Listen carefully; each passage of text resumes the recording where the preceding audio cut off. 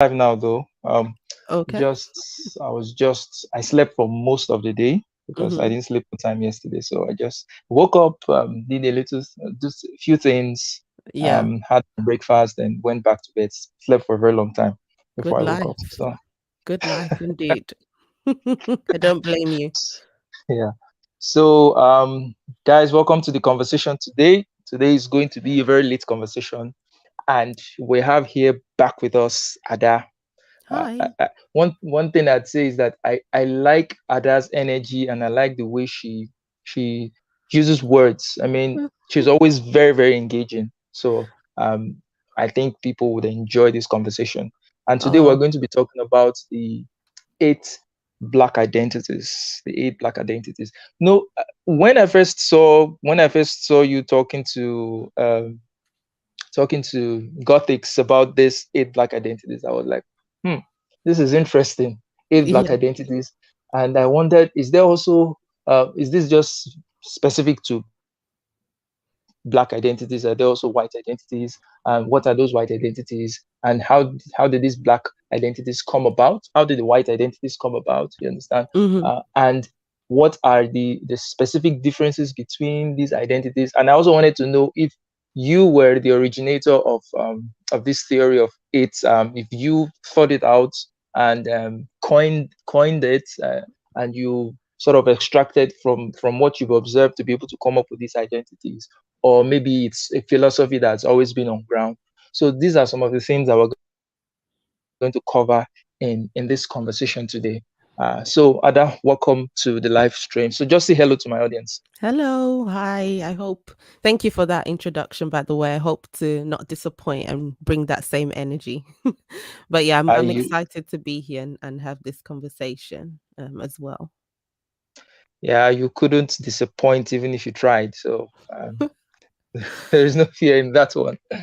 So Ada, what what is the eight black identities in a nutshell? Before we go specifically into each individual identity, how did it arise? How did that classification come about? Okay, so I'll answer everything as succinctly as I can. So, yes, this is called the eight black identities, but it might as well be called the eight woke identities.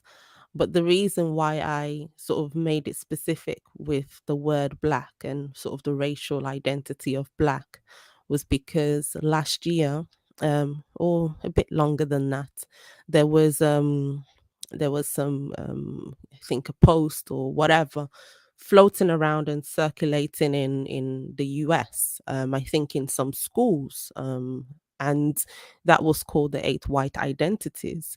So this was in the peak time of sort of white guilt and white people trying to sort of atone or make atonements, social atonements, if you want to say, for past sins, of their so-called ancestors.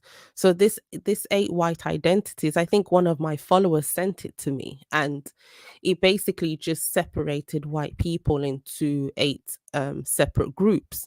And I just found it really not offensive because I'm not racially white, but I just found it quite, you know, condescending.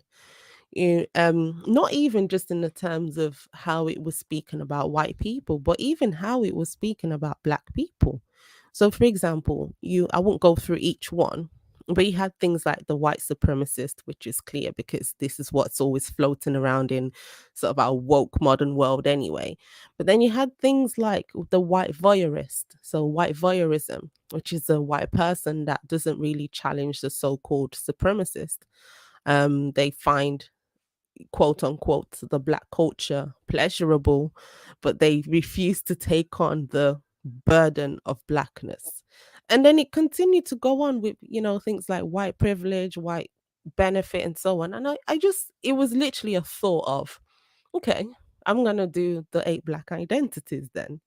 And to answer the question specifically, I don't know if I came up with it, but I know that I didn't see it referenced anywhere before I decided to write mine out. And it just literally took between 15 minutes and half an hour. And I just drafted my own sort of viewpoints on of these. I call it the identities, but I don't mean it in as in eight black stereotypes or, you know, or in terms of people, but it was more in terms of mindset. The mindset that I saw and identified with certain demographic of black people, and I wrote about each one basically. Wow, that's superb. For you to be able to come up with something like that, and tying it to the existence of the so-called eight white identities. I remember sometime, was it last year during the election cycle in the US, where the Democrats and some of the House of Rep members, they wore this Ghanaian kente cloth, and then they knelt before black people and were Yep, asking for forgiveness. It was so cringe. I mean, it exactly, was really, really, really, really, really cringe. I mean, these things had done, they're just symbolisms, because if at all there are actually systemic issues that black people are complaining about, that okay, fix this problem, what is your kneeling down going to do, aside from just virtue signaling to black people that you have heard their issues and you care about them? If you care so much about the issues, then possibly there should be legislation that should go into fixing those problems. But you are in the position of power and you keep claiming that this problem exists, this problem exists, but you're not doing anything about it. You get? So in that exactly, sense, yeah, I think the like you said, it's not really eight black identities or eight white identities. It's more like eight woke identities of exactly. black or of white itself. It, So yeah, go ahead if you want to comment no, on that. sorry, finish what you were saying. No, I was done. So Yeah, so obviously it's more to do with wokeness. As I go through each one, you will see. But I did find from my experience in life and speaking with people and, just coming across especially the main figureheads of those apparently representing the black community. I found these mindsets in black people specifically, especially those in the limelight, especially those with the loudest voices. These personality mindset types is definitely something I saw specifically to them that wasn't helping the so-called cause that they were fighting for, this so-called closing of gaps, this so-called removing inequalities. I found that these behaviors and attitudes that I wrote about was causing more harm to sort of the social psyche of let's say black people as a whole. And these identities that I wrote about, I found without repeating myself too much, but I found that they were sort of the main representation sometimes of what people thought blackness is about. And I just thought I would pick out each one and not necessarily um put it out in a negative way, but definitely critique each one. And it's definitely one of my favorite things. Probably not the most popular, but it's definitely one of the my favorite things that I've written and thought about. yeah, yeah. So I think this would be a very good place for us to dive right into what these specific identities are and what are the features of these particular identities. So let's go with the first one. What is the first black identity has put forward by you? Okay, so the first white identity was white supremacist. So clearly marked white society that preserves names and values white superiority. And of course, we all know that white supremacists still exist, people who believe in that whiteness is the standard, and whiteness is sort of the benchmark of humanity, and anyone, shall I say, that's not white, is excluded and is looked down upon and so on. So the first black identity was then the black supremacist, right? Was someone who believes in supremacy, but not in white supremacy, but in their own skin color, which is blackness, right? So these are people like, for example, Francis Wilson, a United States social activist believe professor as well, if I'm not too mistaken, and a lot of other people as well, that believe um that blackness is the benchmark, and anyone with the white skin is diseased, is deformed, is is someone with some kind of a defect in their skin color, right? So these are the kind of supremacist thinking that also that sort of exists in the black community. I don't know if you watched Beyonce's documentary called Black is King. That kind of attitude and mindset. So they're a great believer that black is supreme, black is king, black is God, blackness should be worshipped. And you see that, when people put their blackness above anything and anyone else, right? I see that kind of attitude, this sort of marriage to this identity. And if you speak about this so-called identity, you'll be demonized, you'll be eaten by the mob. So it's that kind of attitude that I spoke about when I was speaking about black supremacy. White people are so-called infiltrating on planet Earth. They're subhuman. I watched a video, a debate with Lauren Hill, an old video, very old video, and the person she was debating was saying things like, well, they are the enemy, they are the enemy of black people, I can't trust a white person. So it's that kind of attitude. Hmm. So, black supremacy, it seems like white supremacy with a black label, Yep. because both are making sort of the same claims, both are making similar claims, but just applying it to different people. So while the white supremacists to believe that the white race is superior and all that, the black supremacist also thinks that the black race is superior. But don't you think that black supremacy arose as a reactionary attitude to white supremacy and white privilege? That it's sort of like, a counter to it, to just say, you know what, you guys think you're supreme. Well, we are the supreme ones. What are you going to do about it? Don't you think that's why it came about like that? The quick answer is yes, because then there's no such evidence yet that I've come across anyway. I am doing a new series, sort of exploring the past and that kind of world. So let's see if I find something. But there isn't evidence to say that, black people have thought themselves to be more supreme than white people.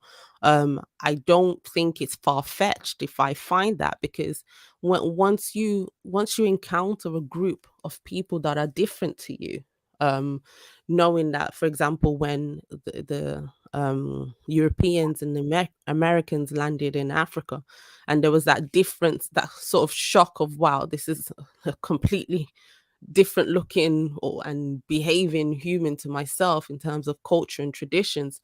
I don't buy that, this idea that black people saw the whites as some kind of savior and advance, because even until today, if many people, especially in Africa, they look at the so-called quote unquote civilizations of the West and look down upon it, like, what are you actually doing with your life? So it's not far-fetched to think that even throughout history, there were times that black people saw that they were supreme, black people like likening themselves to gods, um as well. So I don't think, and when I speak about black supremacy mindset, it's not just in relation to white people. It's also in relation to other black people that don't buy into this idea of blackness. So they believe that their political ideology of what it means to be black, whatever they've concocted in their own mind, is more supreme than your individualist thinking of what you think blackness is, or if you don't think blackness is anything, there's that force to impute their ideologies into you if you share the same skin color as them. And I say that to say, for example, the biggest pushback and hurdle I've found in terms of thinking for myself has been from black people who have told me that my thinking is wrong, and they have sort of the doctrine and the right way of what it means to be black. So I also mean it in a way, in that sense, if that makes sense.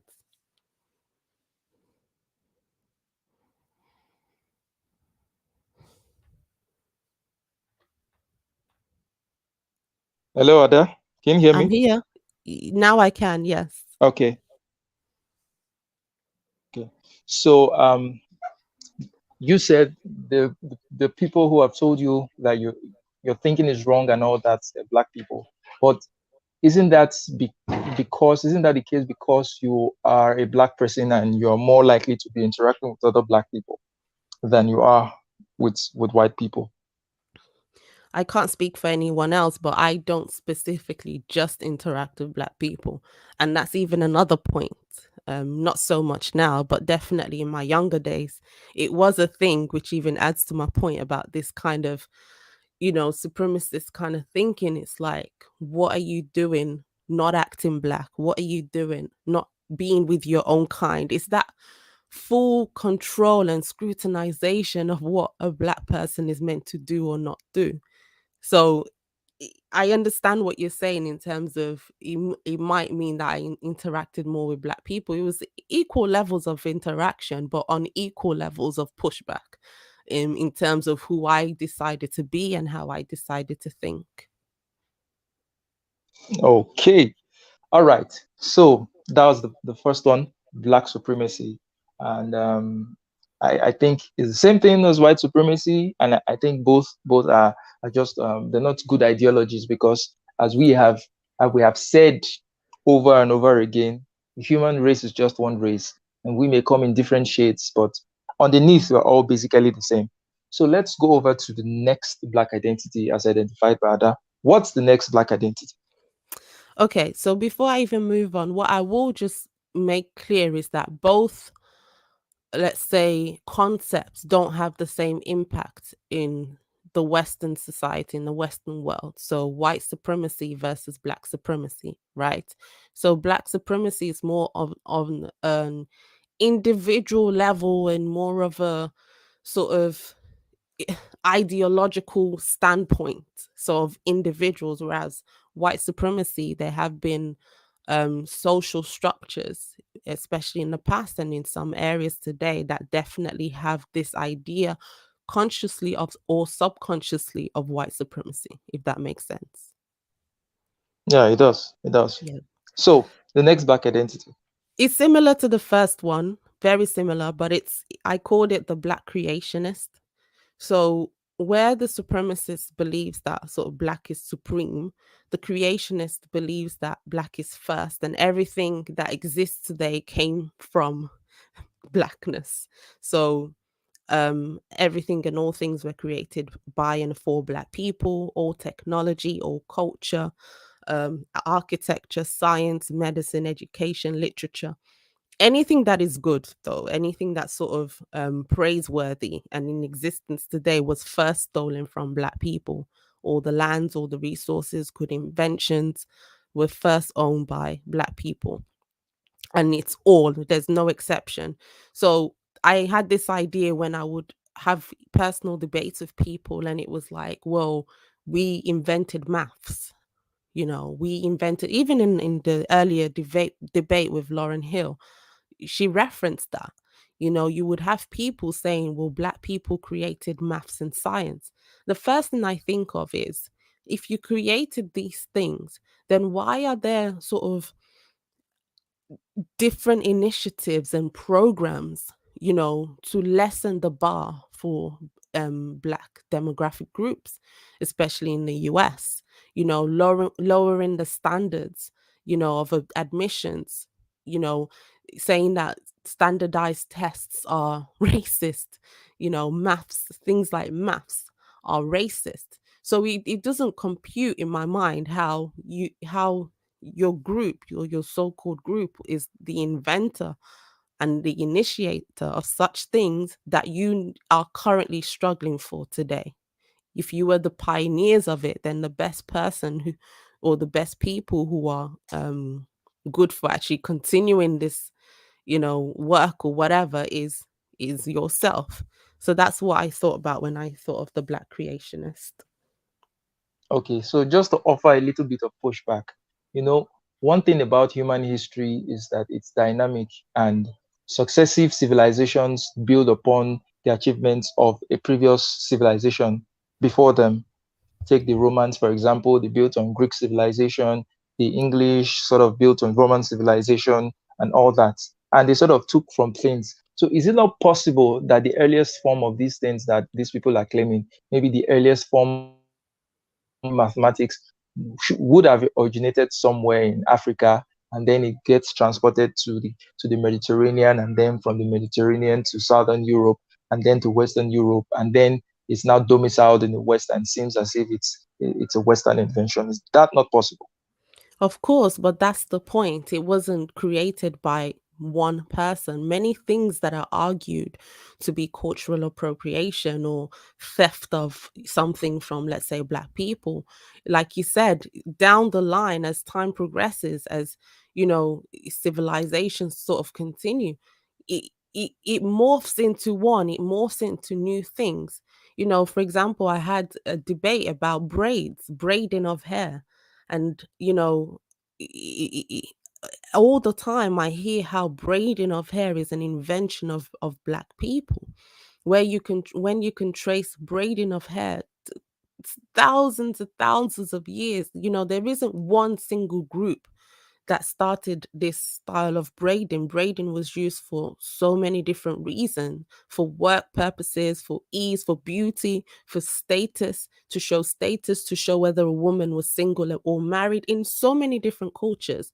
So that's my point about this creationism mindset. It's not that they didn't even discover it, it's just the fact that there's this obsession with wanting to claim everything as being Black, and it has to be consistent. If it was your people that created it, especially things like technology and maths, you know, I hear all the time that apparently we built, you know, and I don't mean apparently that it's a lie. I just mean that it has to stay consistent. If you had this great sort of technology of old, and you know, you built the first planes, then what is the reason, apart from severe corruption in your nations, that you're not able to thrive, especially when you have the resources, the natural resources, you know, you have most of the metals. So what is the reason why these inventions cannot restart today? That's my main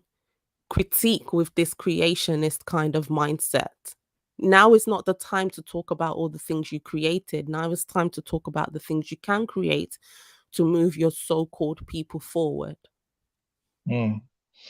So another point that I may add to what you just said is that um, a lot of the time it seems as if people make this mistake all over the world that um, something has to um, originate from only one particular place. It's possible that a certain concept has originated, multiple places in the world, in different parts. The wheel, for example, I don't think the wheel originated in just one place in the world and traveled Mm, around. People in China may have developed their own sort of wheel. People in mhm. Africa, you get it, things like extraction of metals, different things. So different cultures had to a certain extent, you know, concept of these basic and rudimentary technology. It's just that maybe some other cultures over time now grew, maybe by assimilation of other cultures, or there are different factors that come into play that make something much more better than another form. So to claim that we invented this is to take away the humanity of others as well, to say that they could not have originally thought of something like this, that they had to wait for one person to create it, then now hand it over to them. And to your point too, yes, and this brings us to the point of St. Paul in the Bible, who says that and whatever he has done in the past, that what he's looking for now is looking forward to things ahead, he's pressing forward to things ahead. So if we are going to be looking at things of the past, to take glory in things of the past, our ancestors were this, what are you now? That should be the most important question. That should be the most important thing. What are you now? What can you offer now? What can you do now that you are not doing? Because the past is the past and it is gone. You get, you can't keep living off of its glory. Just like Mm, saying you've won the World Cup in the past. Well, come on, win it now. We want you to win it now. That's what's relevant. You get, I think it's a that's the matter of point. historical records to say you have won it, but are you winning it now? Yeah, so I do agree. Yeah, exactly. I don't really have much more to add to that. Okay. So we've talked about two identities of blacks. Um, and please, we need to reference this though. This is not like identity of black people. This is more appropriately put, eight woke black identities. Am I correct at that? Definitely, and definitely more mindset. Yes, I agree. I completely agree. Good. So we talked about the black supremacist and the black creationist. So what's the next woke black identity? So the first two were just a bit more abstract and sort of diluted into each other, and they're not as, let's say, common as these next ones. So you have the black privileged. So this is a person, and they're becoming more and more popular or more common today. So they understand that society will do anything else before it offends a black person, because offending a black person today is a very big no-no. So they are aware that there are systems in place now to severely, mercilessly, and openly punish anyone that upsets or rejects a black person. Okay. So they use this privilege to their advantage to try and get what they want, or even as a tool for revenge to use against someone they don't like. So the first example I can think of is a student who I would say he had a personal vendetta against a white student. I don't know, but I can't think of any other reason why this was done. So he was a black student, and he dug up a time that she used the N word, when she was 16 or 17, and reported it to the university that she was going to go to. And she ended, because of the right timing, and I say right timing, in terms of the climate at that time of woke social justice and racial reconciliation, she didn't get into the uni. She didn't get into her dream uni that she worked years for. So this idea that you can just cry racism, and nowadays anyway, look what's happening to Joe Rogan. People have, put it together some clips that he said throughout his career about the N word, which I have thoughts about anyway, about this word. And, you know, he's a powerful person, so I don't think it would do much damage. But nowadays, it doesn't really take much to pull down, someone, to make them lose their livelihood if you just brand them as racist. Half of the articles I read from leftist kind of left leaning outlets, if you look at the language, for them to smear something or someone, they make it racial. They make it seem like that person has some kind of um you know they don't like black people or minorities. So this is what I call black privilege today, this identity of victimhood that's been attached to blackness, has become a privilege in a way, where you would have people saying, um, I've been through a lot, I've been through, hundreds of years, not me personally, but my people are still, under this weight of burden and struggle, and you're meant to feel sorry for them because of that. So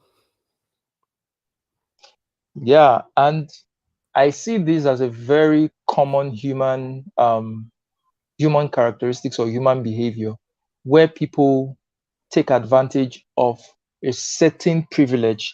They are aware of it, either in a subconscious or in a conscious level, and then they exploit it to the maximum. And I think this is one of the case where, because the way societal sensibilities now is towards favoring, or probably not offending, what you call in quotes minority groups. You understand? So people are going to milk it as much as they can.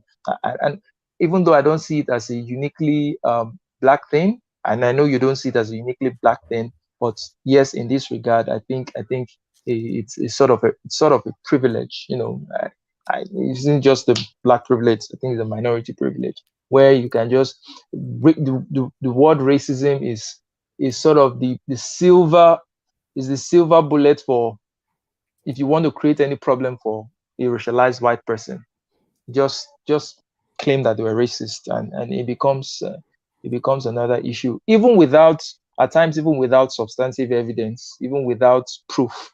Just the accusation alone is enough to cause some damage before they can cause correct, and a lot of the times there might not even be any sort of correction. Yeah, And so that's I do agree. yeah, and that's the point. The point is not even the point is the accusation. Even if the person is exonerated, it doesn't matter because these kind of things stick, right? Once you've been accused, that, like, for example, Joe Rogan now, even though he can continue, he will always be that podcaster that used the N word so many times. It's unthinkable. Even if the context, in which he used these words, if you would know it, it's understandable, but it doesn't matter because, especially when it comes with things as ambiguous as the use of the N word, and I say that on purpose, it sticks once that word has been attached to you. And the thing with black privilege as well is not just in relation to using this black card to kind of get what you want in terms of using it as a victimhood status, but also things like quotas and affirmative action and being excused and infantilized and all these other things that come with this idea of struggle and blackness. You had a case where a black man who murdered a woman just horrifically was going to get excused by one of the jurors because he was a black man. You have people entering spaces that they're not qualified, but they enter to meet quotas, and it's it's it's a problem from them when they're not able to sort of meet, or keep up. There's a lady called Lily Singh. She's not black, but she's a minority, but I'm going to use her as an example. So she was one of the hosts of the Saturday Night Live. It's cancelled now. Her show is cancelled. But I watched some of her clips today and it was just so unfunny. And she was an Asian woman, or she I calls think she's herself Indian. Indian. Well, Indians are South Asians, but she calls herself brown anyway. I'm a brown bisexual woman of color. And the thing is, when you are not delivering, then you will have people thinking that you are literally only there because you were selected to be a token.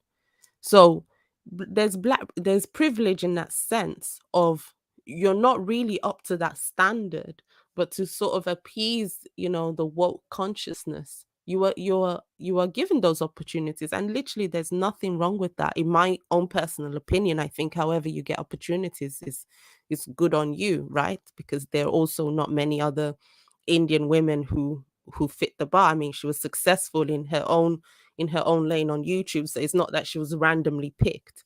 But I think you also run the risk if you're literally just there because you're a specific gender and a specific um ethnicity.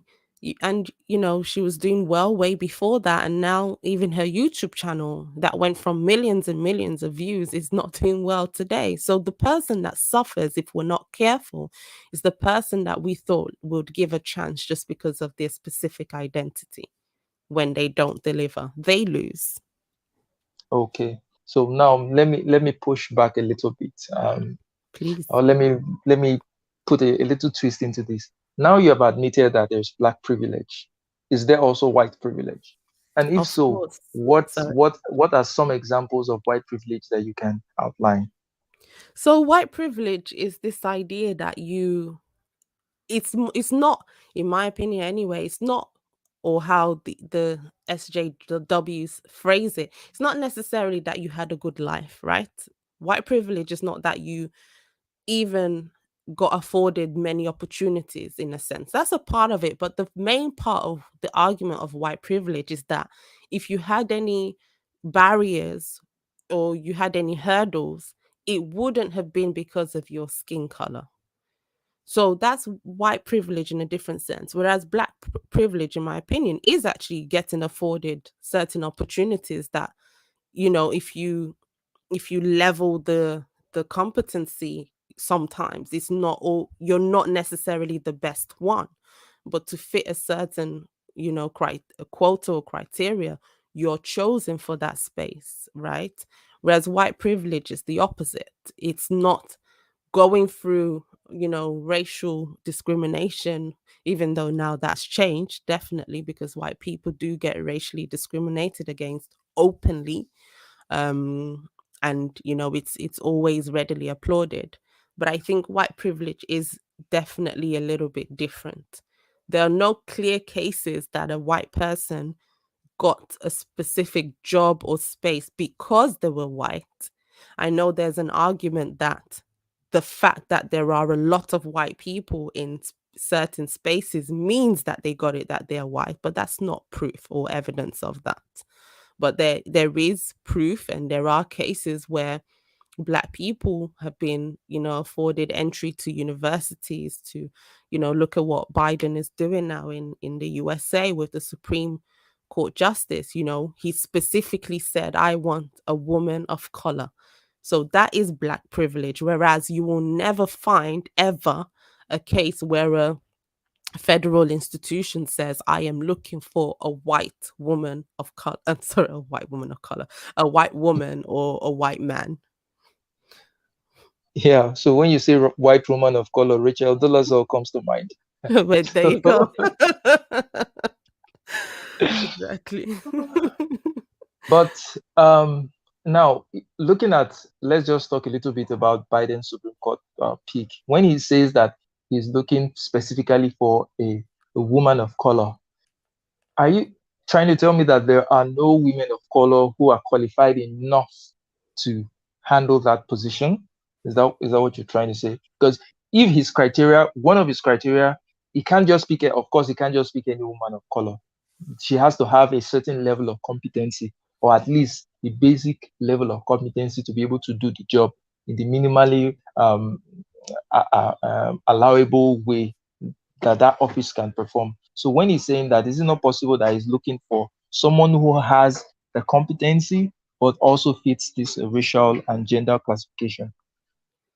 Yes, of course. But then my question is, if they have that level of competency, then that's enough. What is the need of making it specific that you're looking for a black woman or a woman of color? What does she, unless his aim is specific, right? What is having a woman of color there? And the only reason is obviously because they're looking for representation. But what needs to be promoted more, especially in our, whether we like it or not, our meritocratic society, is not representation in terms of your skin color, your sexual orientation, your gender identity, and all these other things that are, especially things that are so external.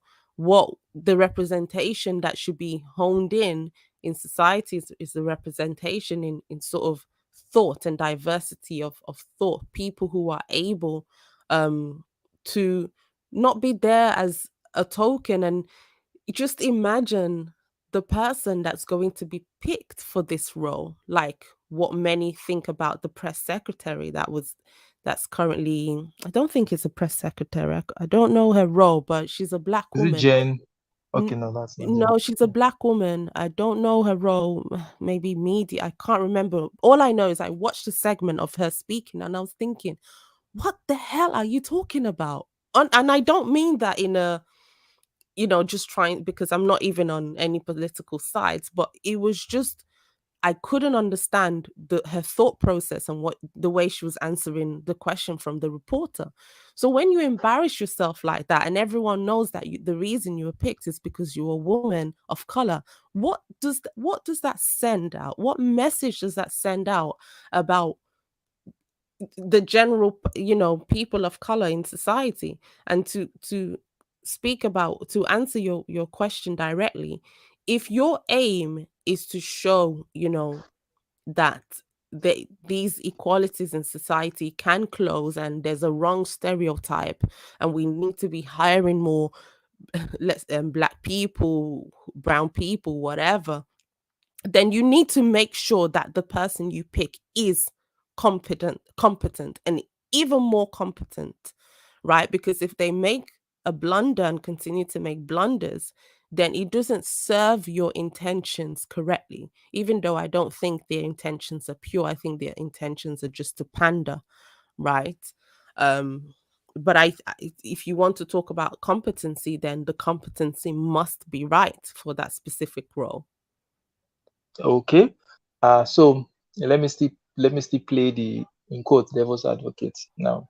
In this situation, okay, I don't think Biden would be that stupid, or any politician would be that stupid to just pick someone who has no competence at all to fill such a powerful or sensitive role. Now, my next point will be this: you have the United States of America, where predominantly, by sheer numbers, um, white people are the majority of the population. Now, while you would have a lot of black people and a lot of white people who can fill a certain position, but just based on the numbers of white people, you are going to actually get much more white people who might be qualified for that position. Such that if you want to pick a random sample size, you're more likely to pick a white person most of the time to fill that position, Mm. which might make it seem as if it's just white people that are running the show. So in that sense, doesn't it make sense for there to be some sort of, deliberate attempt to, get that sort of representation that might reflect the, in quotes, racial composition of the country? Yes, of course. But then my problem then is that there doesn't seem to be an eagerness to fight for representation in all spheres. And we can't pick and choose. Either we want fair representation in all areas of society, or we don't.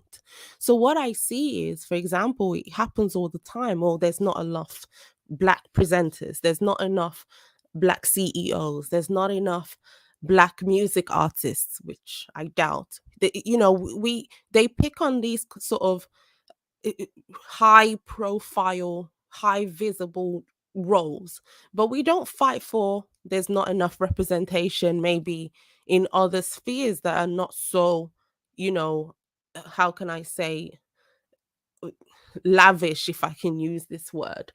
And it has to start not just at the top, but also at the bottom with what you're teaching the kids, or what you're, especially the community, what are you what are you showing as desirable for the children? So for example, if there's a stereotype that being a violinist is not cool, you're not going to find many black violinists in society.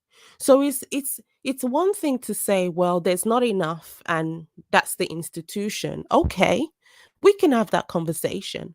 But can we have the conversation of what is considered to be quote unquote cool or not cool, or a black thing and not a black thing?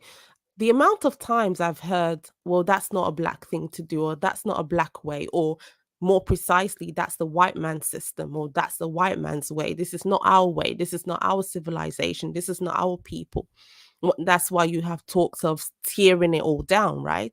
So if you have people like Daniel Cameron and I think the first attorney general in Kentucky, if you have people like him, a black man being dragged through hell, dragged through hell, that's the word I will use, the phrase I will use, just for making a decision that he had a right to make, and you demonize him because that wasn't for the black people. How do you inspire other young boys to say, actually, I want to be like him? I want to be a lawyer. I want to represent the law. How can you do that when some people have an idea that these things are not for them? right? So then you don't get the best, you get the rest. You don't get people who have fought and said, actually, I want to be in this space. You have people that maybe that they haven't. And I'm not saying that's the case for this media and anyone else that's been in these spaces, but I think you have to change the morale and the attitudes also of the so-called community. If you have people demonizing the police, Charles, why would you have young boys, young girls, I keep saying boys, but young girls as well, saying, I want to represent, this branch of law. I want to be a representative in this branch, in the system, shall I say. But you won't have that, because you people see the police as enemies of the people. So these are just specific examples I'm giving, but you can see it for everything else, because you have to understand something. These federal judicial positions, they're not made to represent Black people, they're made to represent the country as a whole. So if Black people want to see a change, in my opinion, they have to have this mindset that they will represent their country as a whole. But if they think Britain is racist and Britain is not for them, or America's racist and America's not for them, then you're not going to have a high uptake of many young Black boys or girls wanting to represent their country, heart, mind, soul, and spirit, which is what you must have if you're going to work in these high places, in my opinion. Yeah, and the point you made about these offices are not meant to represent Black people, but to represent at least the country, speaks to the article that I'm sort of currently writing, which I put on my Substack on Monday. And it has to do with Clarence Thomas and how he's not sort of being celebrated in the Black community despite his achievements as a Court justice. Currently, I think the only Black Court justice. So it speaks to that point in the sense that Whoopi made a statement about him some time ago that he did not represent the Black community, and I have a question in the article which says, is he supposed to represent the Black community, or is he supposed to represent the interests of the union and to interpret the law in a fair and unbiased manner? Should racial affiliations become the basis for judicial representation? What kind of rabbit hole would we be digging if we if that's what become the acceptable norm of judicial representation? That once you are of this racialized group, once you go in there, you're going to try as much as possible to represent the interests of your people. Then it becomes there will become much more balkanization, and even the minorities cannot win on that ground because by sheer numbers you have much more white people. Yeah, and even who is to decide what is for your people, Charles? In the United States and even a homogenous country, there's no one thing that's for the people. So what does it mean for a Black judge, a Black AG, a Black police officer, Black superintendent, whatever? What does it mean for them to represent your people? Let's talk about a Black superintendent as an example, because according to the loudest voices in the Black community, in many Black communities, what Black people apparently want is less police. So if you're there, then you're for the people means less police. But if you go to the ground and you speak to to people, you see that actually it varies. Not everyone wants less police. Some do. Some believe in self-policing, but some don't. So who is going to decide what is for the people or for your people? It's not realistic, right? It's not realistic in my own opinion. That's an incredible point that I cannot disagree with, because at times it seems that what is put out in the media as what a certain people want might just be the ideals of a particular elite. You Exactly. understand? That may Mhm. not reflect the realities of what is actually on ground. So while the elites might be shouting defund the police, the woman who is living in an unsafe neighborhood knows the implications of that for the safety of her children, and she might not be for something like that, but her voice is not heard because she is somewhere inside the city. Just the elites that doesn't understand what's happening on ground is parroting those things, and that will now lead to disastrous policies that are not beneficial for the communities that they were intended for in the first place. Exactly. Keeps them in a cycle. Yes. Yeah. So Okay. let's go over to the next. Let's I'll go over try. to the next, the Okay. next black identity. So I will say two together because they're kind of linked. So you have the black gatekeeper and the black conformist. So the gatekeeper, is a person that has a very important function in the group. I made this like a nation and these different identities. I imagined a nation and they all live in this nation. So the gatekeeper has a very important function in this nation, in this group. And their role is to make sure that Black people stay in check and stay within the accepted constructs of Blackness. They don't take their job lightly. They're always on the hunt of anyone that steps out of line, and any Black person not seen to hold the collective and accepted standards of being Black is treated with contempt and excluded from being Black, excluded from Blackness, or demoted to the group of Black traitors, which I'll come to at the end. So the problem with gatekeeping is that the rules constantly change of what it means to be considered Black. So they must always be alert, they must always stay on their toes, ready to enact these unspoken laws that must be followed in order to keep your Black status, which will come in handy when you wish to use your Black privilege. And only those who are confirmed and accepted in the quote unquote Black community are the ones entitled to use the Black card and Black privilege. So the conformist, they don't have any opinions of their own and they lack self identity. So they find their meaning and identity by being part of the group. They're constantly looking to the Black gatekeeper in order to stay updated on what is or isn't acceptable as a Black person. And then they structure their thinking and behavior and attitudes and ideologies based on it. Even if they, and sometimes though, even if they have their own personal opinions, they push this to the side. They discard this in favor of the group's opinion. They're always concerned about the Black thing to do rather than the right thing to do. And they forever fight to stay, within these socially approved dimensions of being Black. They must be seen as Black. They must be seen as being for the people and part of the people. Anything else is unthinkable for them. Right. So, if you're watching this live stream and you're enjoying this conversation, please like, subscribe, and share this live stream. In fact, turn your notification bell on so that you always know when we go on in another conversation. And also, I want to say a big thank you to my patron, Steve Jordan. Thank you very much for your support. And so, if you guys want to support the channel, you want to support this work, you can always you can always subscribe, and you can always support us on Patreon as well.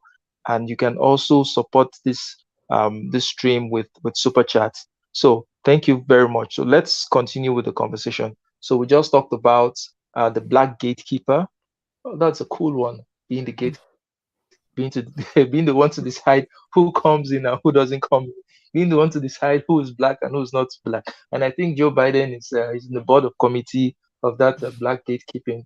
Remember when he said you are Not not both. black enough comment? Yes. So he must be in the board of trustees.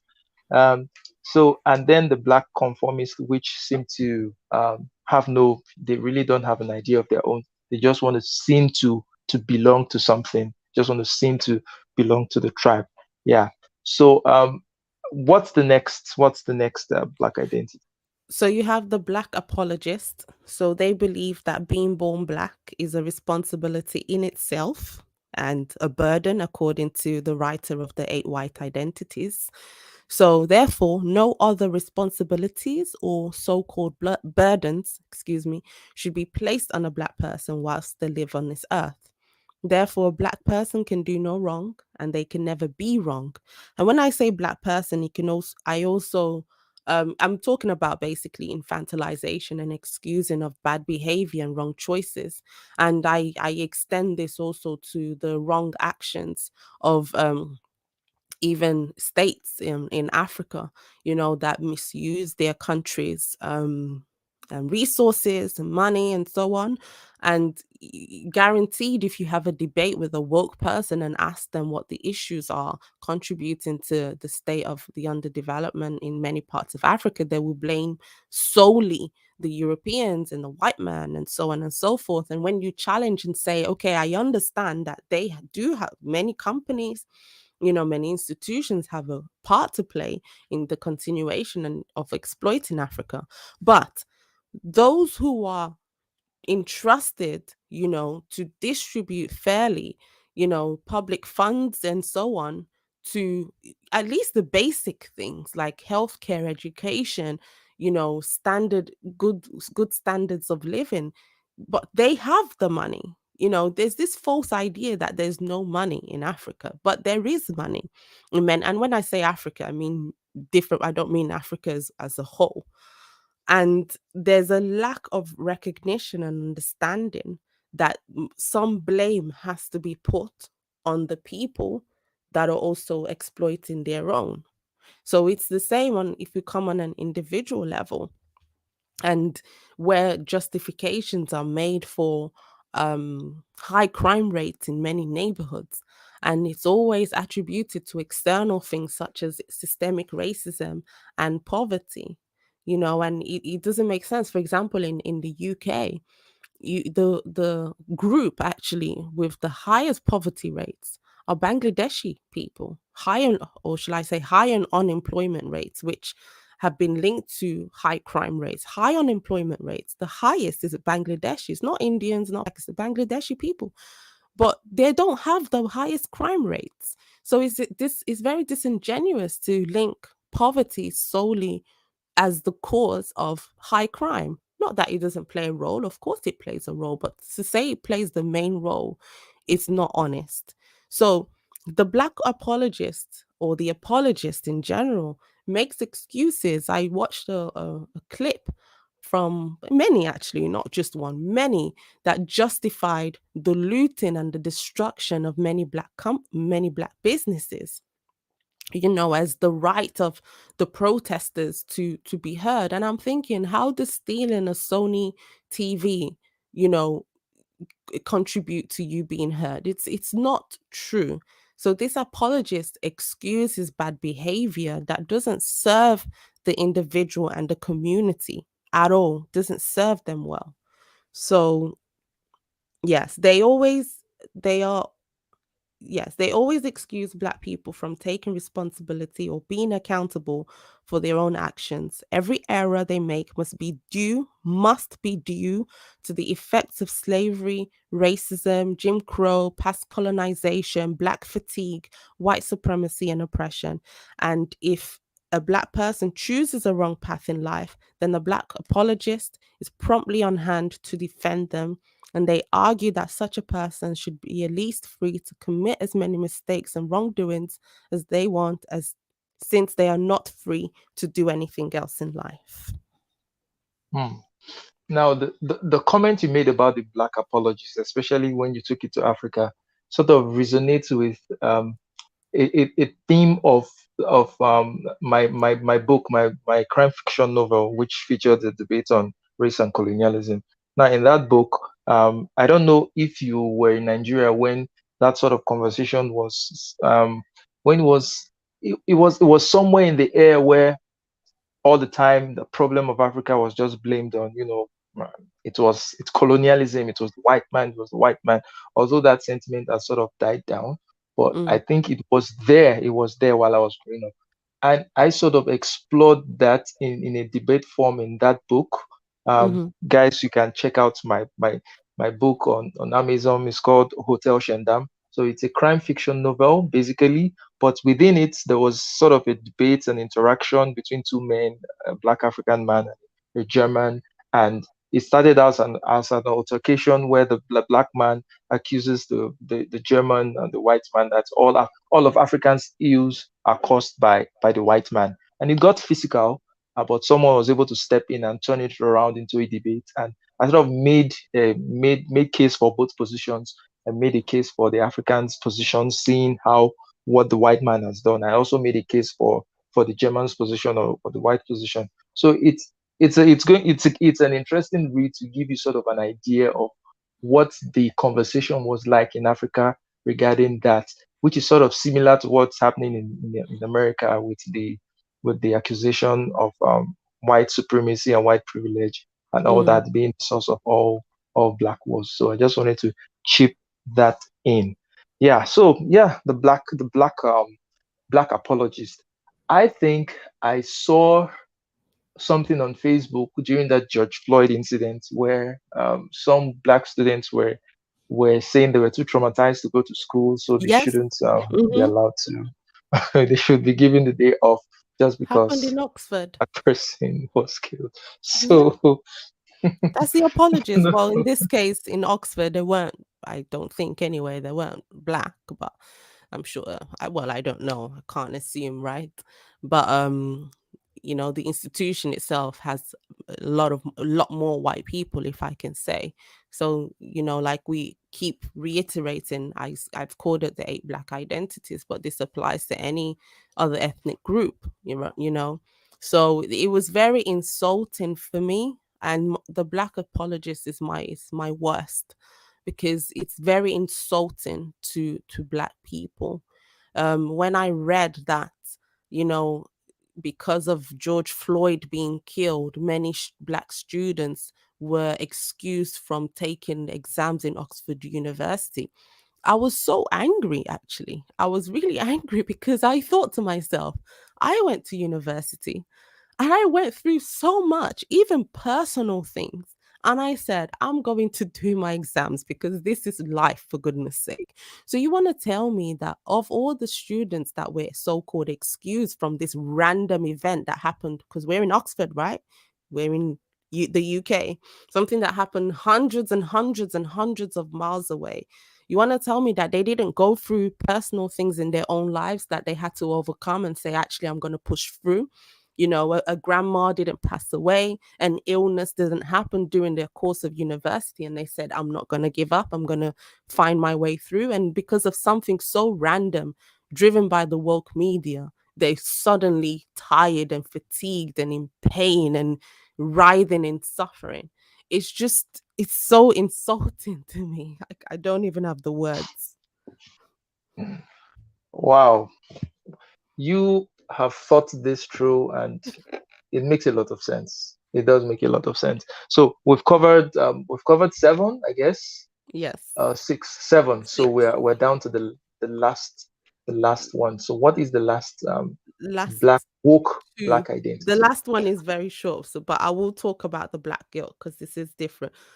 This is important. So the black guilt, I didn't really have a noun for this, so I just said black guilt. I just used the adjective. No, guilt is the noun. Sorry, I didn't have an adjective. Sorry.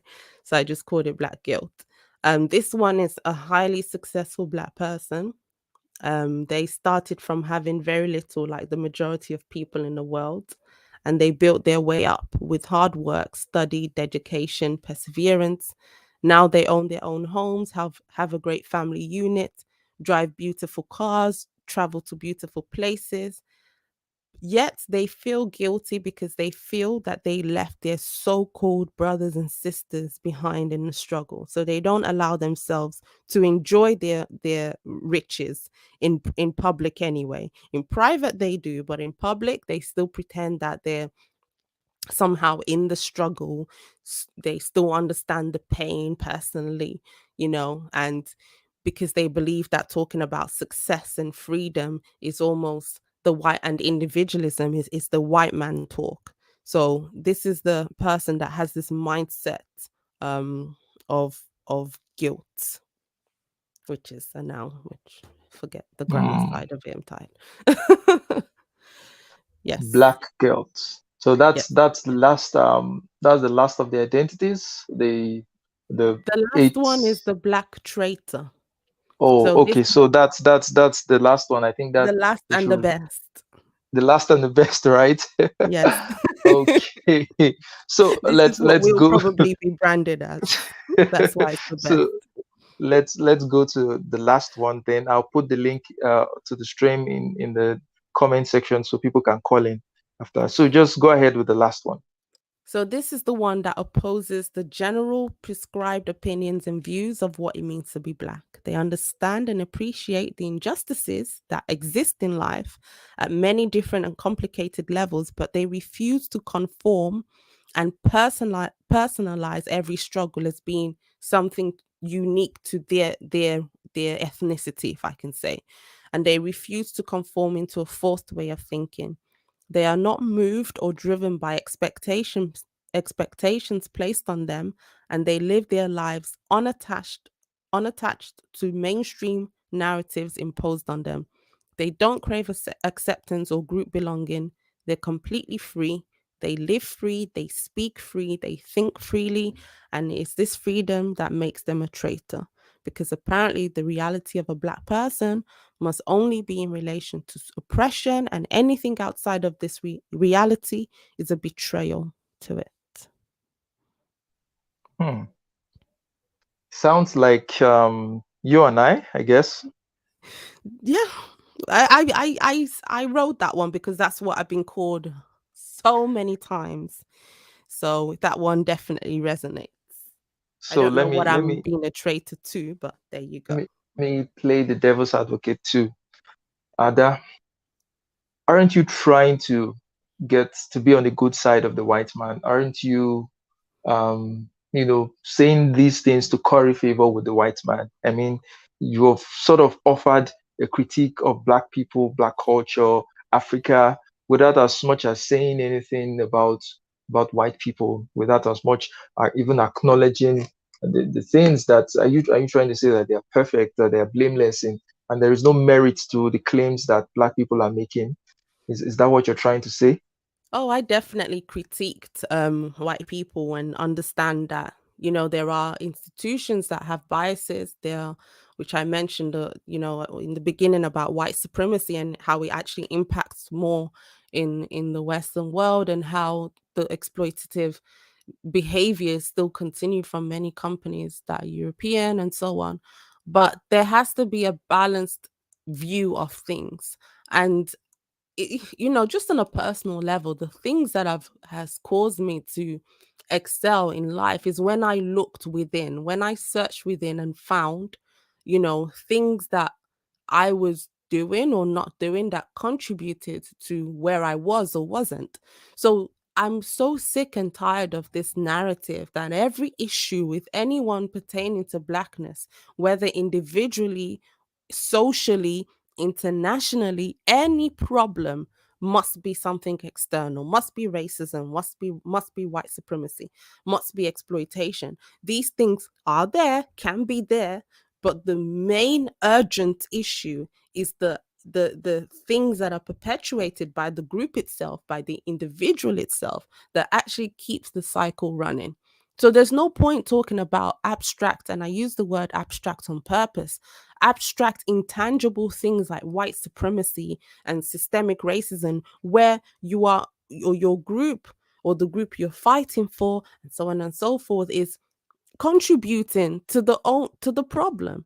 So if I always, when I say that, I always say things like, if you believe the system is, like Denzel said once, if you believe the system is against you, don't help it. If you believe that the stereotypes are wrong, don't feed into the stereotypes by behavior, attitudes. John McWhorter was talking once about when he was on the New York subway, and every time he goes on that subway, the most unruly people are young Black teens. And that's not a stereotype, that's a reality. So if there's a stereotype that young Black teens are unruly and act in horrendous ways, then don't help that, right? In my opinion. So yeah, I'm not for anyone, I'm for real common sense progress. Okay. Okay, now in my own defense, this is how I will answer my own question. My What I'm doing is not trying to absolve the white man of anything. It's not trying to say that the white man is perfect. They haven't done any, that there is no culpability.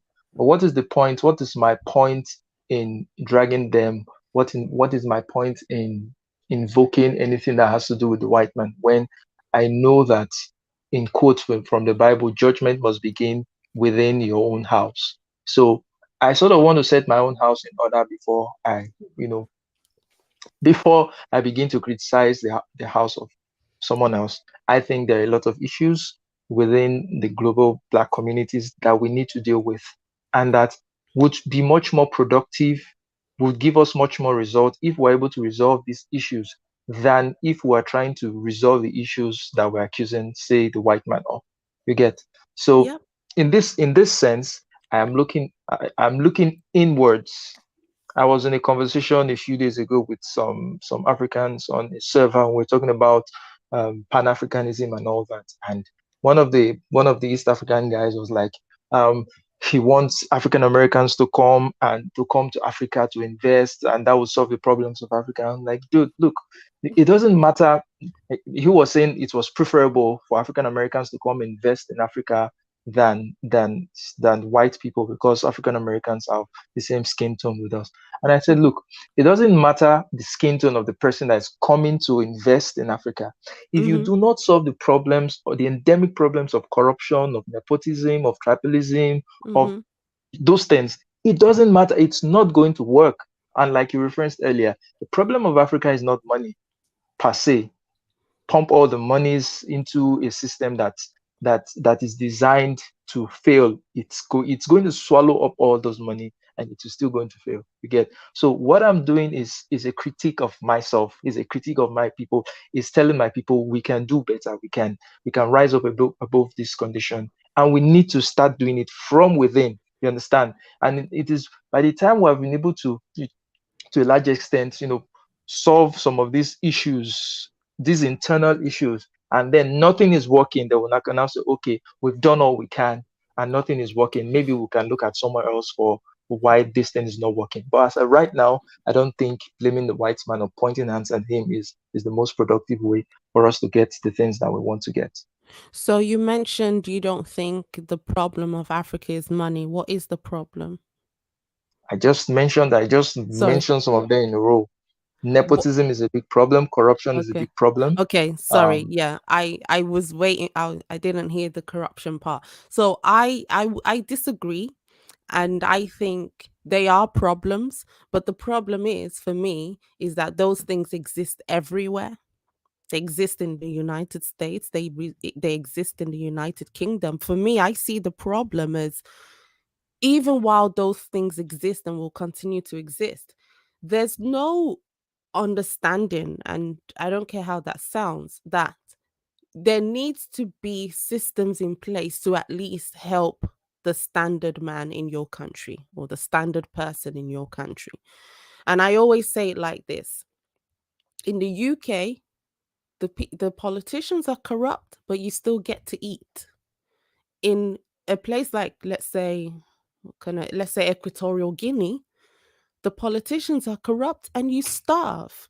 So the problem is not corruption. The problem is there's such a disregard for human life, in my opinion. There's a disregard for just, you know, um, care for your fellow man, that there is nothing in place to actually, have your regular citizen living okay, in my opinion.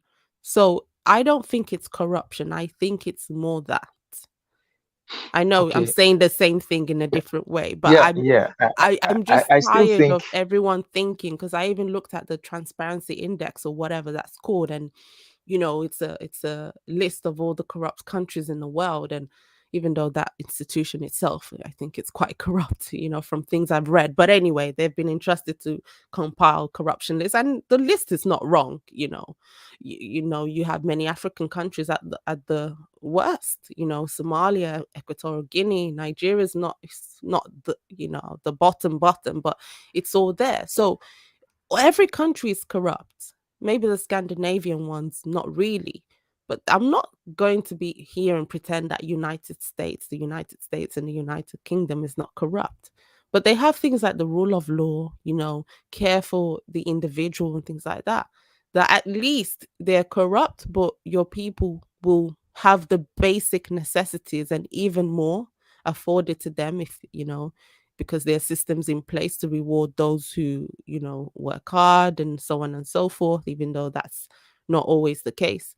But I think in many African countries, that's just not there at all. And there's such a misuse, a blatant, brazen misuse of public funds. Okay, so I get what you're saying, and yes, I agree with you. And when I meant corruption, I didn't mean to say that it's exclusively an African thing. Of course, other countries are corrupt too, but they have what I would call sort of a functional corruption. Now, the sort of corruption that's operable in Africa is the vilest form of corruption with impunity. You see, now the guy that wants to become Nigeria's president now, there was a time where bullion vans were seen going into his compound, taking monies into his compound. Hmm. What happened to him? Nothing happened to him. Are you going to tell me that an American politician doesn't, they don't have shady deals? They have shady deals. You understand where they get to collect money and kickbacks and all that. But no Mm, American politician would dare do that in the eye of the public and just feel nothing will happen. mm-hmm, That is the difference. You understand? So the corruption here is the vilest form of corruption with impunity, where mm, they don't care. They just it's in your face, and there is nothing you can do about it. When you're talking about systems, you systems in place and all that, I can tell you that there are systems here, but who runs the system? Human beings. And what are the attitudes of people that are running these systems? Corrupt. There is I don't think there is any crime in the US that, or even in Nigeria, that Nigeria does not have a law in place that should be able to take care of that crime, or that should be able to address it. So the problem is not even in the system, it's in the implementation of those things. And it falls back to the people that are, supposed to make them work. When everyone is compromised, then nothing is going to work. So it is still corruption at its vilest form. yeah, I don't disagree at all. I don't disagree. Yeah, so guys, please, you can call in, so we can just get a few comments from people in the audience. Let me put the link again to call in. So we've been talking about the 8 woke Black identities, not to be confused with just this is not the identities of Black people, but and the most recent one we just talked about was the Black traitor, those who do not fit the stereotypical thinking mode of what it means to be a Black person, and they are seen as the traitors to the communities. They are seen as the sellouts, in American terms, and the coons in American terms. You know that Mm, you're not bending to the. This is what it means for you to be authentically Black. Then you must champion these issues. Well, some of these issues are just human issues, they're not just Black issues. And you could very well address these issues without even invoking the word Black. You get, poverty yeah. is a human issue, crime is a human issue. You understand? And you do not even need sort of a racialization for you to address these issues in the first place. Look at, let's say, police brutality, for example. Police brutality in the US and in Nigeria are not so dissimilar, because I think that the police, they abuse the authority in the US and they abuse the authority here in Nigeria. You get, Mm-hmm, those mm-hmm, are human traits. The mm-hmm, the Nigerians, our police abusing the authorities here, we're not going to come up and say the police are racist. mm-hmm. No. No, it Of won't course make they are sense. abusing the authority. We can't say they're, but it's a human thing. You understand? It's abuse of authority. I I remember the definitely conversation. agree. Yeah. Yeah. I remember Mm-hmm, the conversation you had when you were talking about George Floyd, and when you saw what was happening as he was being killed. And the first thing that came to your mind wasn't that a white police officer was killing a Black man. It was that this was a person in authority abusing his power and authority. And that's exactly what occurred to me when I saw Derek Chauvin kneeling on the back of an unresponsive George Floyd. It didn't occur to me that, oh, a white man was just picked out this Black man and wanted to just murder him for being Black. I saw a police person, a police officer who has authority, abusing his authority. You get? mm-hmm. So Yeah. it didn't even need to be, it did not need to be framed in a racial sense for Derek Chauvin to be guilty of so many things. You get, it did No, not it need to. didn't. It didn't. And people would hear us say that and they would think, what a whitewashed way of thinking. But I feel sorry for people who have this mentality where everything is racialized because you literally miss the point. And until today, it's not proven that this was a racially driven event, but yet we've taken that as gospel. You know, we've taken that as gospel that it was a racialized event, and it's just so dishonest on many levels. You know, to the point that even I think one of his co-workers, you know, one of the other policemen that was there was mixed race. He looked like he had a Nigerian name. Can't remember his name, but I saw his name and I was like, that sounds so Nigerian. So I mean, if it was four white police officers, I still won't say without a shadow of a doubt that that was racist. But I can understand. But the fact that there was a Hispanic guy, there was a mixed race guy, half black, half white, half Nigerian, half white, I think.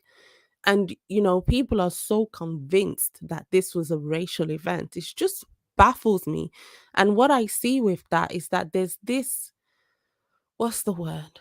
There's this need to make it racial. There's, you know, regardless of what the truth is, not many people seem to care, and they want it to be racial to prove their own internal philosophies correct. Because if it wasn't racial, then they have to admit to themselves that maybe there is more to life than race. And someone like me and yourself knows that is the truth because we see black people. I saw, because I don't live there anymore.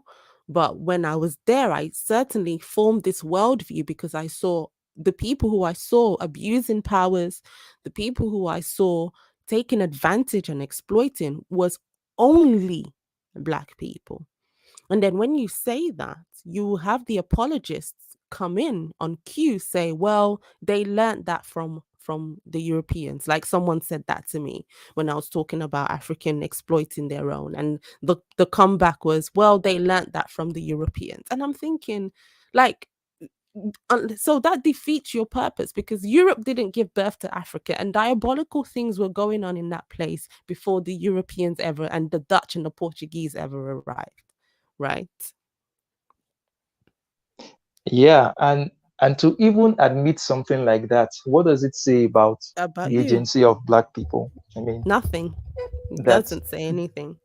you it's the same claim of saying that everything that happened in Africa was as a result, any sort of development that happened in Africa was as a result of the influences of the white man, the Hermetic hypothesis.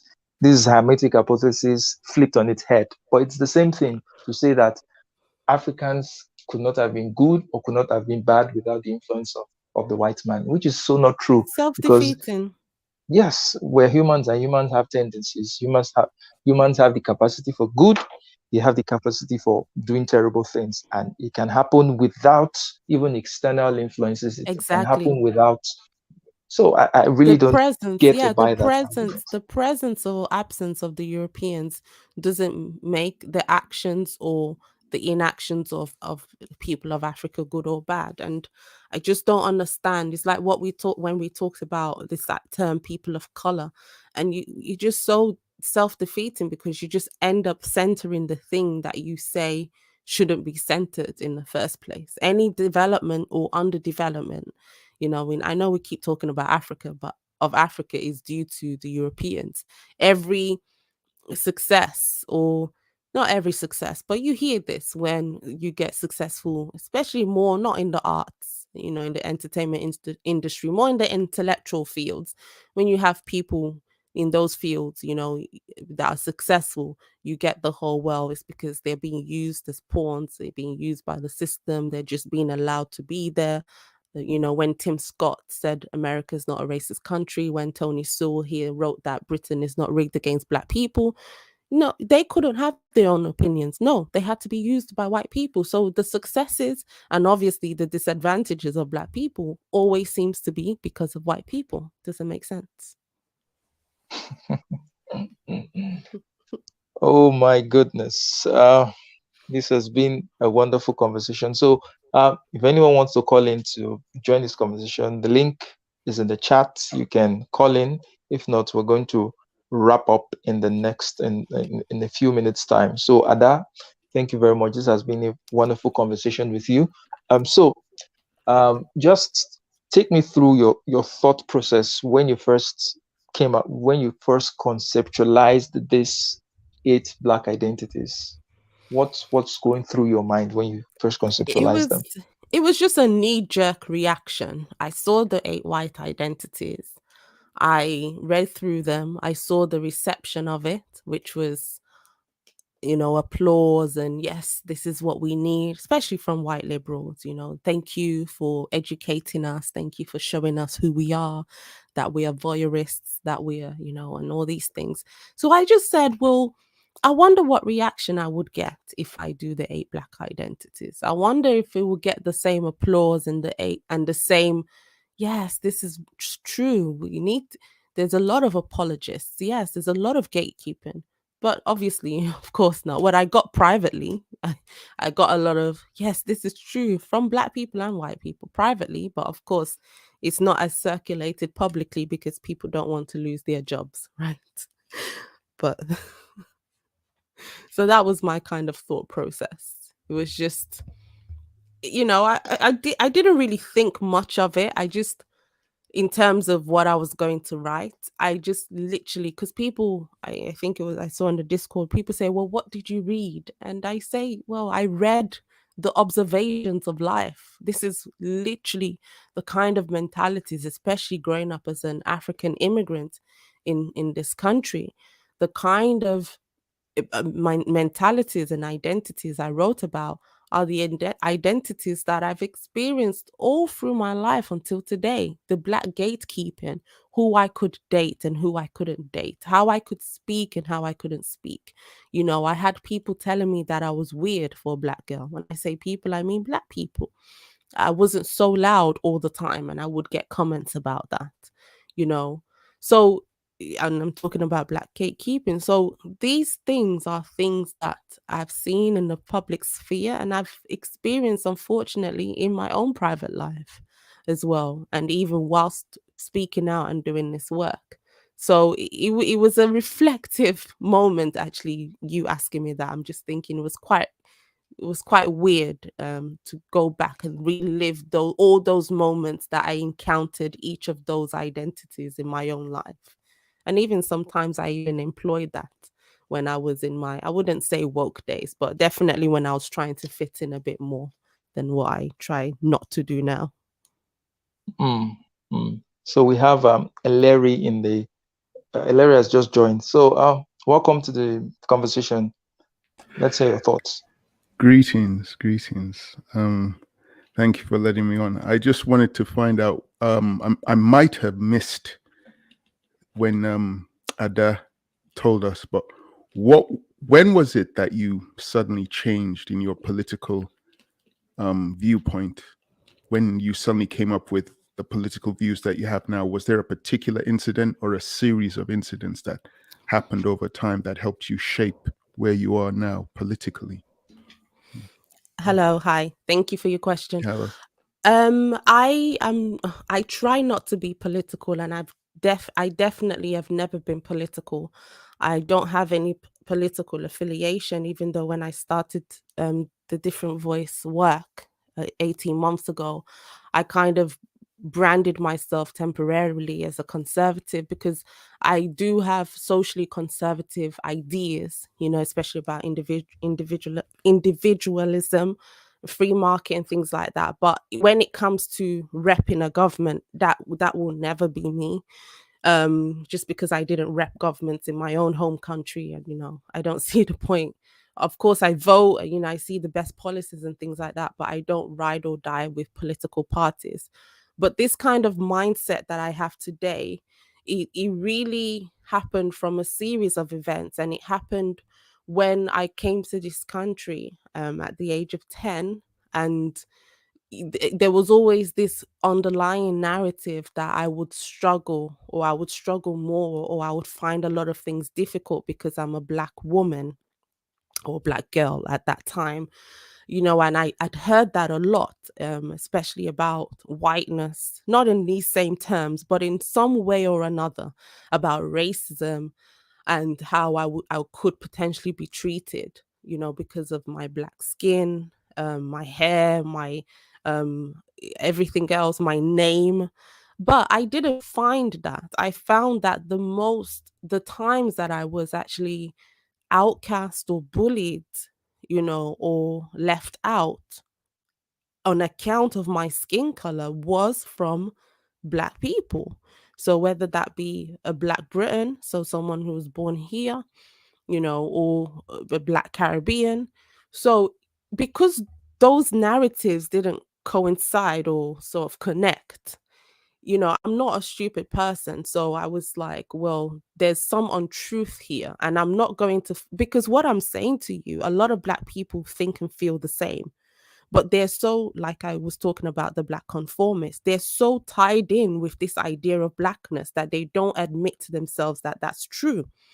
Because I can guarantee in these 18 months I've been speaking out, the amount of black people that say, actually, it hasn't been white people that's asked me about my hair or asked to touch my hair. It's been black people, So it's not like I have something against black people, but what I don't have is this forced solidarity with this idea of blackness or with the black community just because I have the same skin color. I may have the same skin color, but I don't have the same interests all the time of, in relation to what is seen as the black thing.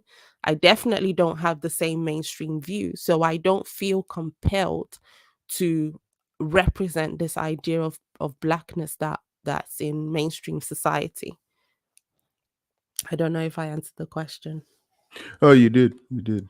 Thanks very much. It's interesting. From what you were saying, there's just an incident that I wanted to mention. There was one time I was walking on the street, and it was nighttime, and there was a white man across the road, and he saw me and he shouted out to me and he asked me if I had any weed that he could buy, and I said no, I don't sell any weed. I don't smoke weed. And then he was very apologetic. He was like, "Oh, I'm so sorry. I'm so sorry. Please, please, I'm sorry." I was like, "Yeah, that's okay."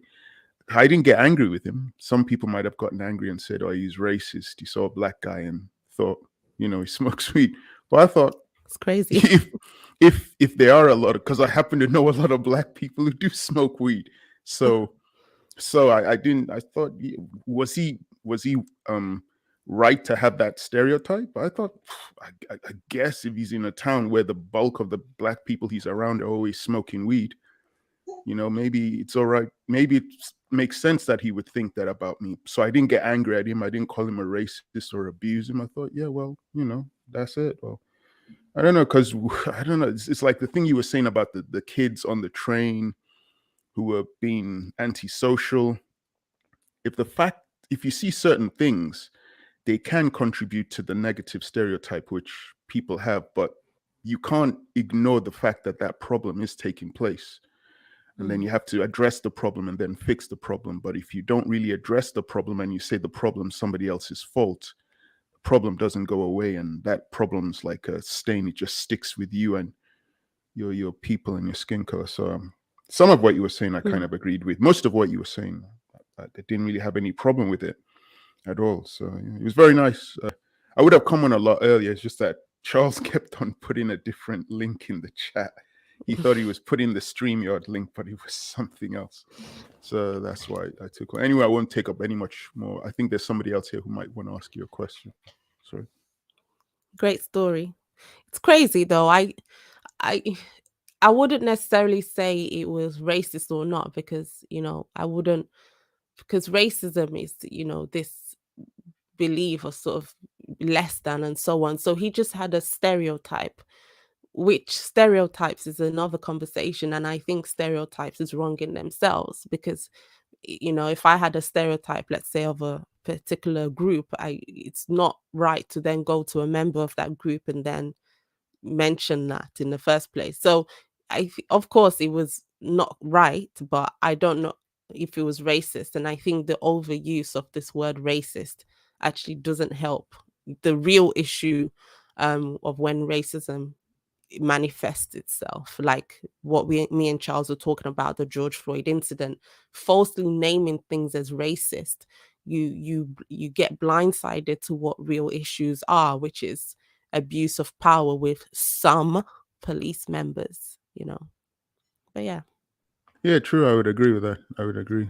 It's like it's another situation is if I'm in an environment and people are eating like socially, and then someone offers me like someone just assumes that I'm gonna be like really crazy about eating chicken, and I tell them, well, I'm a vegetarian. Well, I don't eat meat. I'm not gonna get angry at them and say to Yeah, that yeah. person because they saw a black person, they automatically assumed I eat chicken. Because I have to be honest, most black people do eat chicken, so I don't get angry and then call that person a racist. I'm like, Because no, yeah, because if they have a good intention, or not even good, an innocent intention, that's why I hate the overuse of racism, because if you then act funny and say, what do you mean by that, then you just have society or people, let's not say society, but that same person, okay, let's make it specific, then walking on eggshells and then acting awkward with the next black person they meet. And do you eat, I don't know if I should ask this or not, and then that's what becomes a problem, and not the I see what you innocent mean. problem of, so yeah, I definitely agree with that. Yeah. And to the example that Eric gave, um, the white man asking you for weed, he sort of broke the idea that it's only black people that smoked weed or sold weed, because he Because he's himself was white using and it. so yeah. Yeah, he himself was white and he was using it. So Yeah. it wasn't the case that it's just only black people. If he ever thought of that, then he himself was breaking that rule in that sense. Okay, welcome to the conversation. Jump right in. Sorry for posting the wrong link since I thought I was posting the right link. Sorry, guys. No worries at all. Yeah, can you hear me? Yeah, we can Yeah. hear you. Oh, fantastic. Charles and Ada, thank you so much for this rich, insightful conversation. I mean, everything. I kind of think I think it's like the third time I've seen you guys tag team. I think you guys make quite the duo, the podcast duo, Charles and Any Ada. ideas, Charles? Whoa. That's I good. currently have 3, but I can squeeze another one. Oh, yeah. Oh, no problem. I'll defer to you on that to come up with the Oh, ideas. oh my days. That brilliant stuff. Wow. I agree holistically with yeah, it's very interesting. As a matter of fact, there were kind of other dimensions of analysis you kind of opened me up to, which I feel was, feel was pretty surreal. Like in terms of just kind of how you broke these identities down. Okay. So I agree 100% with your analysis. However, I have one pushback. Okay. Yeah. So I would phrase my question like this. Okay. So the question is centered around the potential pitfalls, okay, that could be encountered, okay, when we use homogeneous depicting labels in our analysis of issues that are perceived to have a racial undertone.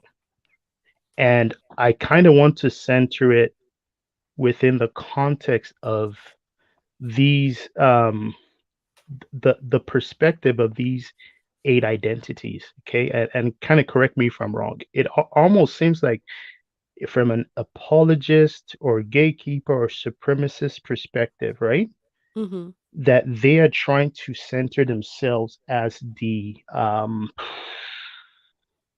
what word would I use, the overlords of this thing that we call blackness or being black, right? Which is actually a fleeting concept, right? Mm-hmm. Because if you have to have 8 people, it means they probably all don't know what this thing is, right? Mm.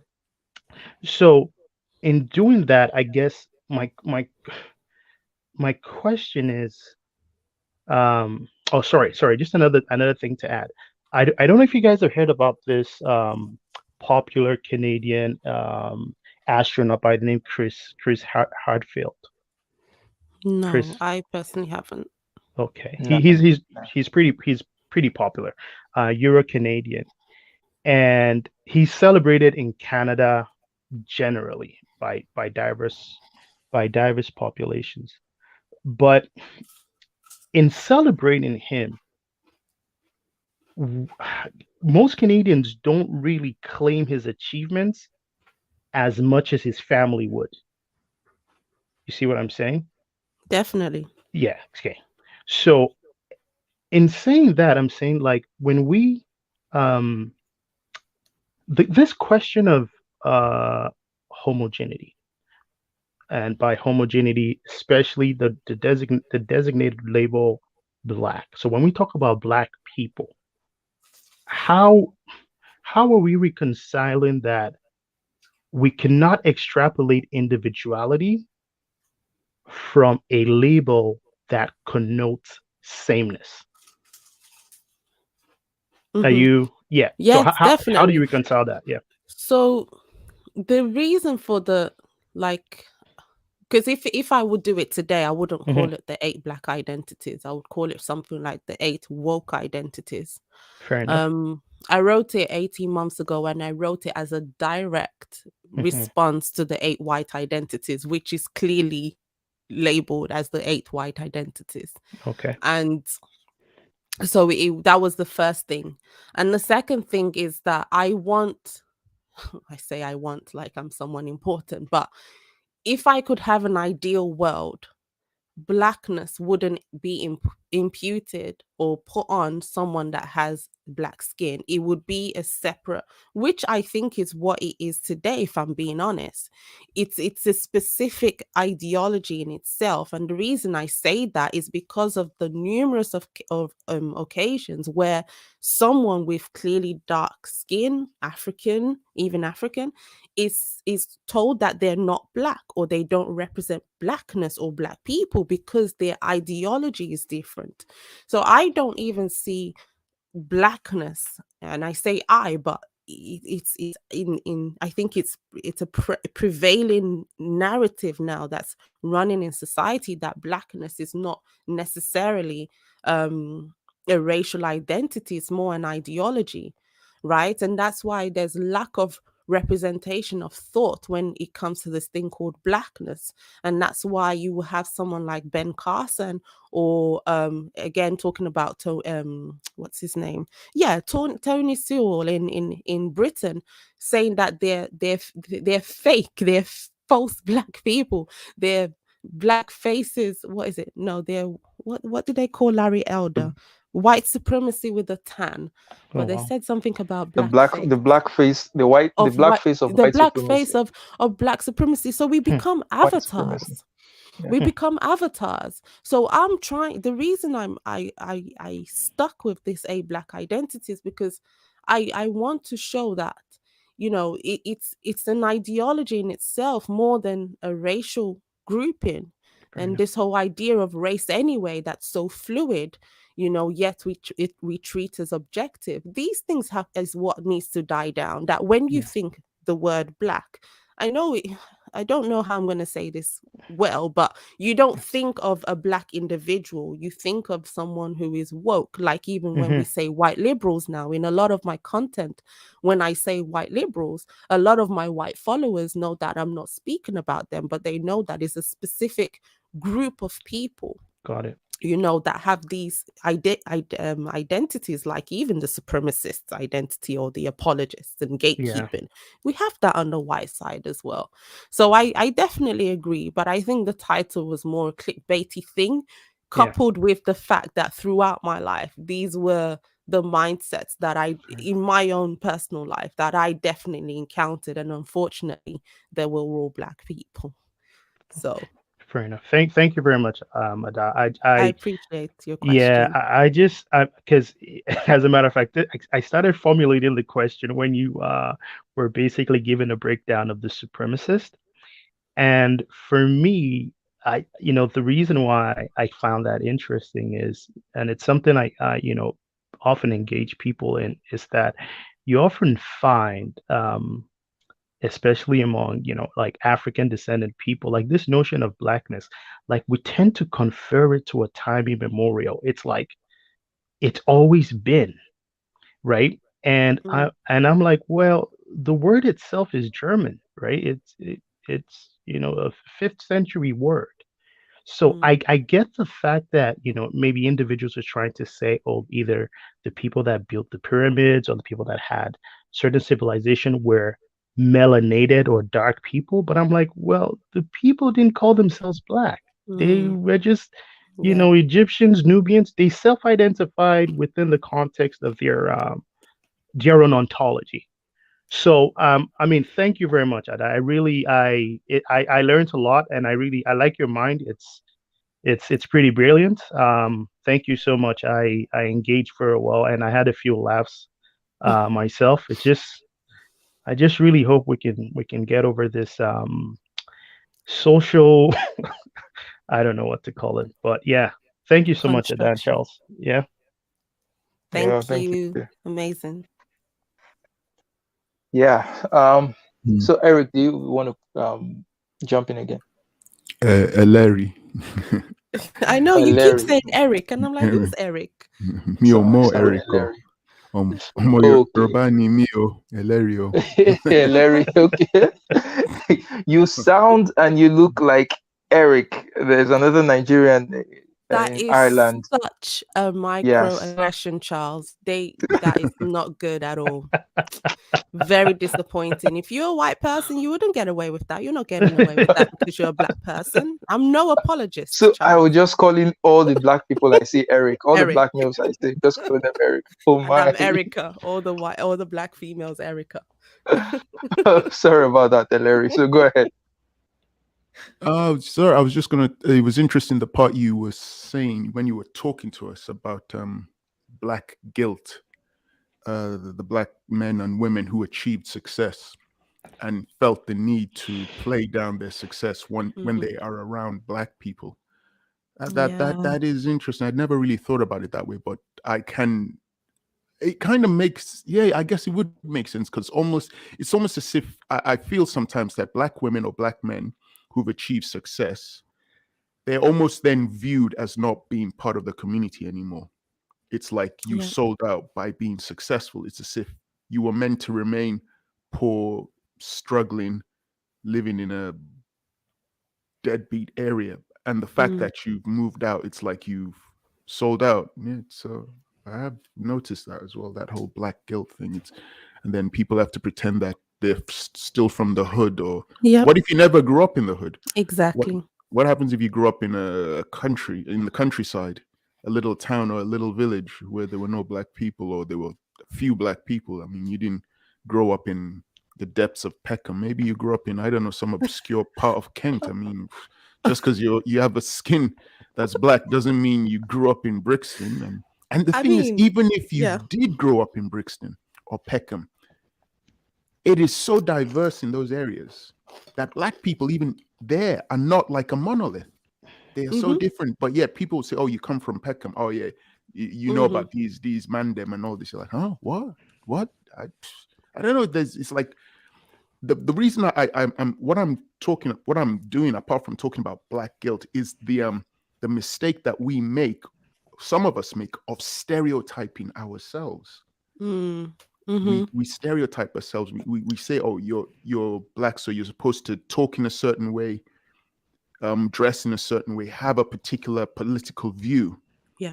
And it's like we've now fallen into the trap of what we were complaining about, which was the supremacy stuff. Because Mm. part of the supremacy is stereotyping us and not treating us for who we are, but coming up with dictating to us what they think we are. But now we see that we're doing it to ourselves. And I think that's the worst thing, when we start stereotyping each other. And I I see that a definitely. lot. I definitely do, and I will talk about my personal life in a minute, but definitely in London when I wasn't sort of in that life anymore, I would see it a lot with a lot of young boys, and you would see that actually they're not doing so bad, they're doing okay, but there was this, maybe for other reasons, maybe to just keep up that image. there was this need to show this street and hood side to them. And it's like, you know, you go home, your mother's doing actually quite well, your parents are doing well. And that was the same with me. You know, I came from Nigeria, and like I said, I wasn't really woke. I've never really been woke, but you know, as a teenager, you try to fit in. So at that time, the quote unquote black thing was, you know, being loud on the streets, getting in trouble. I got into a lot of trouble.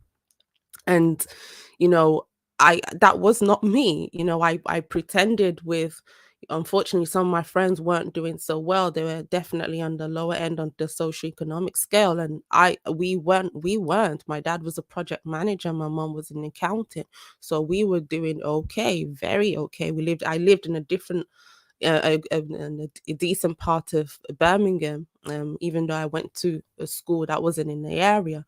And but I found myself hiding that.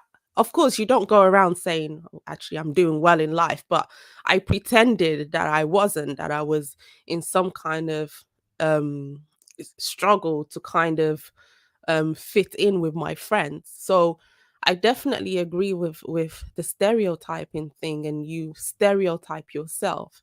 But again, it's because there's little freedom, or there's a perception that there's little freedom, that you know, you can be a different kind of you know, you different person. Doesn't matter the color of your skin. And if the friendship circle is demanding something different of you, then you just need to find another friendship circle, which is what I did anyway.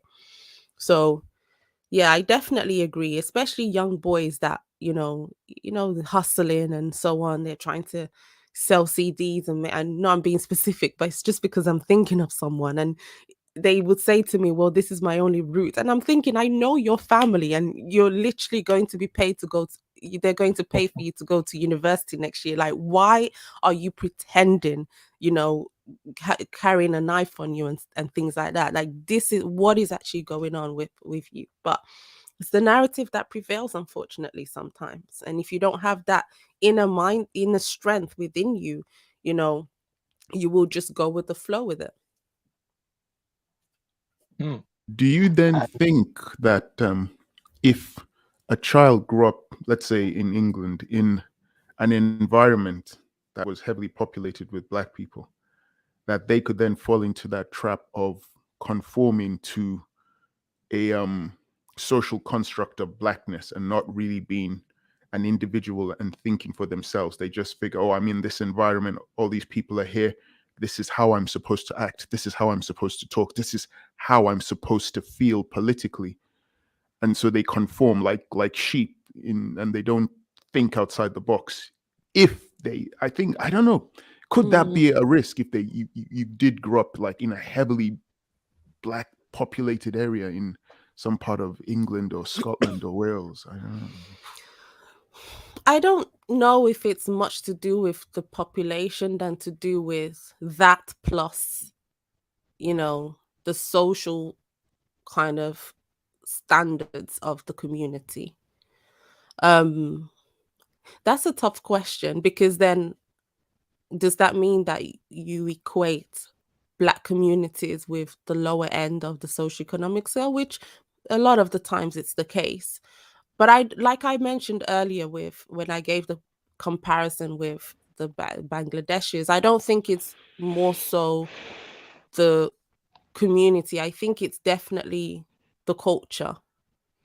I don't think it's Black people itself or Black populated areas. I think it's the culture that they choose to accept in those communities and in those areas. Because I'm thinking like a place like you mentioned, Brixton, I think, and Peckham. So I'm thinking about those places which are Black populated, some parts, not all parts, especially Brixton.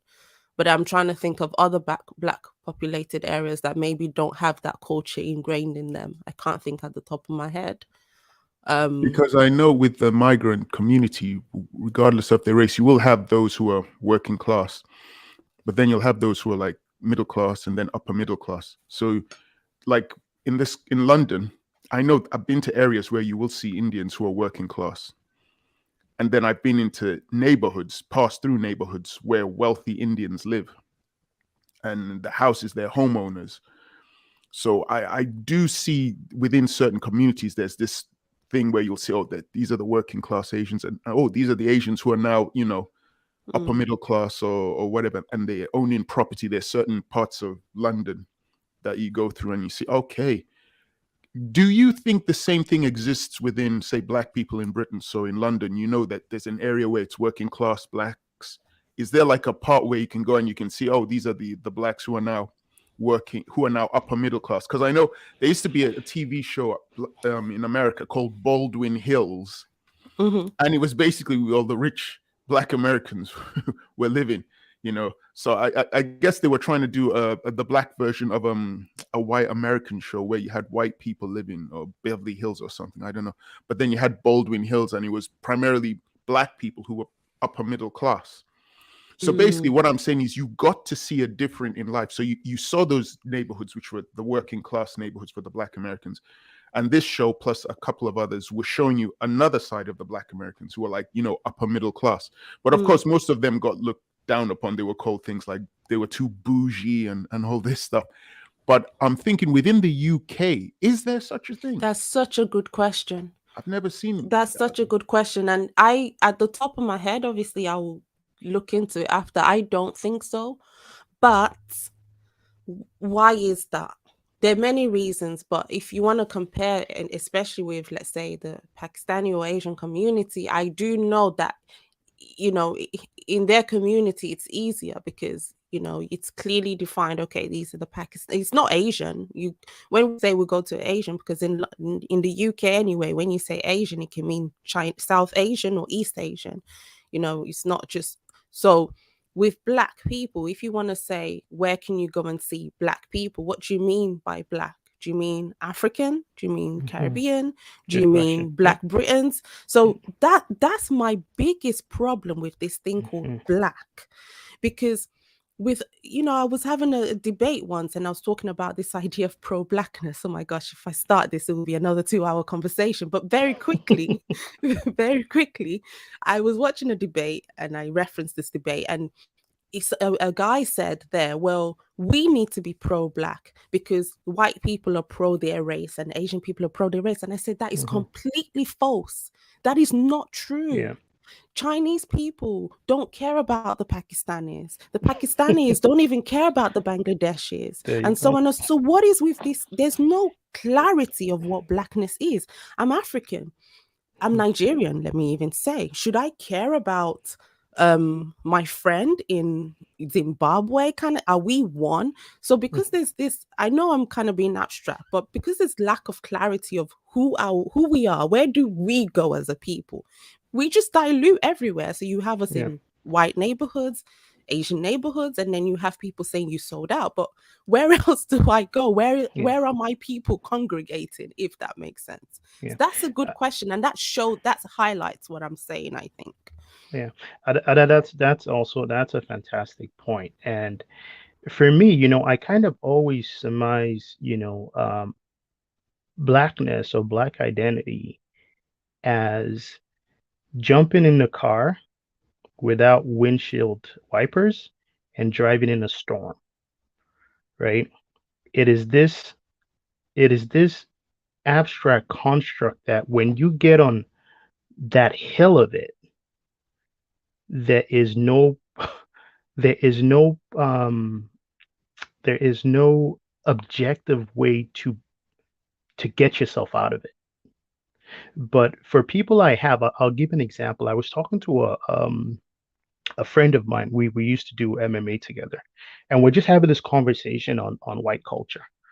So hey, Dallin, you know, what's you know, I think I was maybe try to rub it in a bit. I was like, okay, what's white culture? And he gives me this look, and he says, well, you know what, Ogie, I don't know what you mean by white culture or what white culture is, but I can speak to my culture as a Polish guy who grew up on a farm, who did this. So he went from the abstract to the objective, right? Because he could basically tell me in a very cohesive, rational way his experiences coming out of a culture. So I think it's one of these things that organically happen when we lump ourselves into this homogenous, and it speaks to also the fact that it also connotes within this homogenous label, that experiences are the same, outcomes are the same, education level is the same. It just comes with a whole bunch of baggages that it becomes so hard for you to individualize yourself. So that's, kind of the contention you have when someone says, oh, for instance, you're not black enough. Well, sorry, I'm not on that hill with you, so I can pull away from that basically, right? So that's my primary concern with this overriding blanket term of blackness or being black, because to understand it, we'd have to basically go to what exactly do you mean, or who exactly are you talking about? Mm. You know, what we're just Yep. what this conversation we're having right now reminds me of a conversation I had a few days ago on the Discord channel with other black people. So the question was, um, black people come together, or should they, how will I put this word? Should they sort of come together on the basis of race? And the question was asked to me, and I said, if race is the only reason why black people should come together, then I think no, because there is nothing substantive in that. You understand? And one of the reasons why there's sort of tensions between, say, African Americans and maybe other immigrant black people in the US is because both sides are assuming the other side understands their struggle or their history, and they have certain expectations of them. And when either side doesn't fulfill that expectation, it becomes a source of tension. You get? So the African Americans have their own unique history, and there's certainly going to be expectations based on that history. The African immigrant from Nigeria, from Ghana, doesn't have that history. So maybe when something like BLM is they're out there, they're protesting, and the Nigerian is not as enthusiastic in that regard, then the African American might see it as, oh, this person is not supporting us. Why are they not supporting us? While the Nigerian might be looking at it from his own perspective, why are you dragging me into this? So it is because they have not found a reason aside race to collaborate. You understand? They've not found a tangible reason aside race to collaborate. That's why that tension was there. So if people are going to come together, if people are going to collaborate, race should be the last, sort of the last thing in Yeah. the back of their minds, because it doesn't tell you anything about the other person. The skin color doesn't tell you anything about the other person. There are thousands of ethnicities of black people. If you can come down specifically to say my ethnicity or my tribe, you have narrowed it down. You would be able to pinpoint me somewhat. Like I said in the last stream, that people from okay, Larry is here, and Larry can confirm that the Yorubas, they're always very respectful. When they want to greet their elders, they lie on the floor and they do all that. From my side in the Niger Delta, we don't really do that. You understand? So if a Yoruba, if I as a Delta man is greeting a Yoruba man, I'm not lying on the floor for him. It might seem disrespectful, but based on my culture, it's not disrespectful to me. You understand? So why should the Yoruba man's sort of ideals be imposed? Supposing the Yoruba man now takes it as a black ideal, that every black person, once you see me, you just have to lie down. You want to see your elders, you just have to lie down and greet them. But it's not possible, because that's a Yeah. very specific culture. But when Hmm. you're talking to a Yoruba person, you say, okay, who are you? Um, I'm a Yoruba person, and you can now say, okay, maybe if I want to interact with this person, maybe to show respect, let me prostrate. You understand? Yeah. So it tells you something substantive about them, Yeah. rather than just saying black or white in that Uh, sense. Charles, sorry, can I jump real quick? I just want to. There was something I experienced recently, and again, it for me it affirmed this um broad generalization that normally happens when the racial identity basically is pushed. So I was given this invitation that was basically supposed to be a theme. I mean, I don't celebrate Black History Month for obvious reasons, but it was just very interesting. Like, so I got this memo basically stating that they wanted to get a host of Black experiences, which to me was okay. That's heterogeneity, diverse experiences. It will make it rich. And then within that letter, they said, we're looking for themes, these themes. Like, we're looking for people to actually, the people we interview, to bring out these themes. And as I was reading the themes, I started to see it shift to a specific, um, almost, it was basically a specific expectation that they were basically trying to highlight, which is, to not mince words, a theme of oppression, victimhood, right? But they were trying to, but they were trying to capture that as the Black experience. So obviously, I called it out. I said, I'm definitely not going to be a part of it, because you're basically hiding your intentions. You said you want a diversity of experiences, but now you're hitting me with this. So you really don't want a diversity of experiences. You just want this one thing.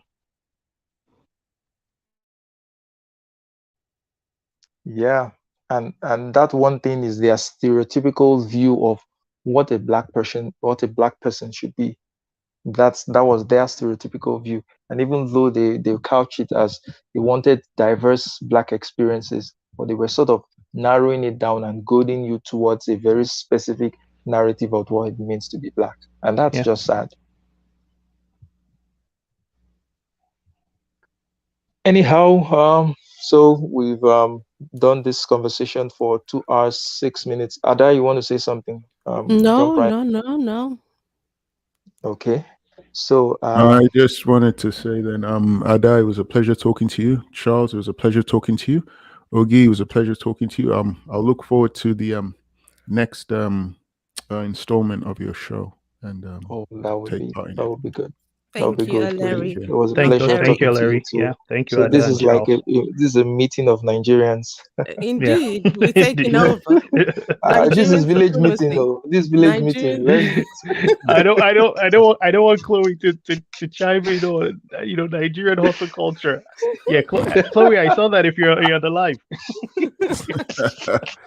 Take care. Goodbye. Thank you, guys. Everyone. Yeah, God bless. Peace. Thank you. All right, Larry.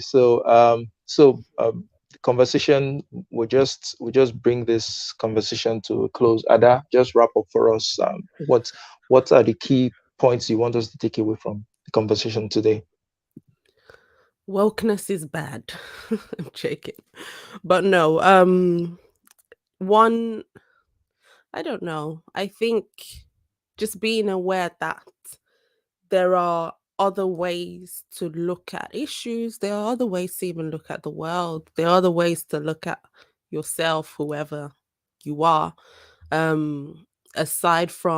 Apart from using a racial lens, a racial view, I think a racialized perspective is so limited, right? It's so limiting. And when you see life as only racial, then you have these kind of mindsets that I talked about earlier. For example, if you have such a embedded racialized mindset in you, then you judge actions of especially Black people. If you're a Black person, and let's say you have the gatekeeping mindset, then you're always on the lookout of what is in line or not in line with your people's rhetoric. So that's just an example. But I think to sum it up, it's just to see, and deal with life in an individualistic way as possible. And check out my channel as well. That's so Please, cheeky. guys. Yeah. So Ada has a channel. I only said it because I actually didn't have anything to say, anything else to say. It's just winging it. It's spellbinding. It's spellbound. you would not be able to stop it till you finish watching. I mean, she has 20 minutes, 21 minutes, 30 minutes videos, and I hardly ever do I watch a video just to the end, but Ada's videos has to get to the end. Oh, I'm So flattered. no, Ada, your content, they're top I'll give you notch. the £5 later that I promised to pay. All right, Ada, this was a good conversation, and I think we should do this more. I mean, I enjoy talking with you. Like I said, your Definitely. energy is superb, and your mind is off the charts, and it's Thank you, great Charles. talking to you. So I'll catch you in another live stream. Thank you guys for Definitely. coming to the stream today. Yeah, it's bye for now. Bye.